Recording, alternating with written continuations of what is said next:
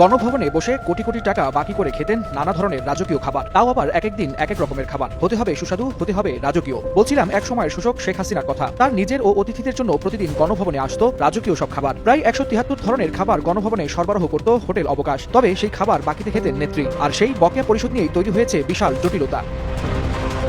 জুলাইয়ের গণ অভ্যুত্থানে ক্ষমতাচ্যুত হয়ে দেশ থেকে পালিয়ে যাওয়া আওয়ামী নেত্রী ও সাবেক প্রধানমন্ত্রী শেখ হাসিনার সরকারি কার্যালয় ও বাসভবন গণভবনে খাবার সরবরাহ বাবদ প্রায় ২.৫ কোটি টাকার বকেয়া পাচ্ছে না সরকারি প্রতিষ্ঠান হোটেল অবকাশ। বর্তমানে অন্তর্বর্তী সরকারও এই বকেয়া দায় নিচ্ছে না। ফলে বাংলাদেশ পর্যটন কর্পোরেশনের এই বকেয়া আদায় নিয়ে তৈরি হয়েছে এক ধরনের অনিশ্চয়তা। বাংলাদেশ পর্যটন কর্পোরেশনের সূত্রে জানা যায়, সাবেক প্রধানমন্ত্রীর কার্যালয় ও বাসভবনে চাহিদা অনুযায়ী নিয়মিত খাবার সরবরাহ করত প্রতিষ্ঠানটি। এ বিষয়ে উভয় পক্ষের মধ্যে চুক্তিও হয়েছিল। সেই চুক্তির আওতায় খাবার সরবরাহ করা হলেও বিল আংশিক পরিশোধ হতো, কিছু বকেয়া থেকে যেত। ২০২৪ সালের আগস্টে ছাত্র জনতার অভ্যুত্থানের পর শেখ হাসিনার সরকার ক্ষমতাচ্যুত হলে ওই বকেয়া বিল আর পায়নি প্রতিষ্ঠানটি। বকেয়া আদায়ে কয়েক দফা প্রধান উপদেষ্টার কার্যালয়ে চিঠি দিলেও গত ১.৫ বছরে কোনো অর্থ পায়নি হোটেল অবকাশ।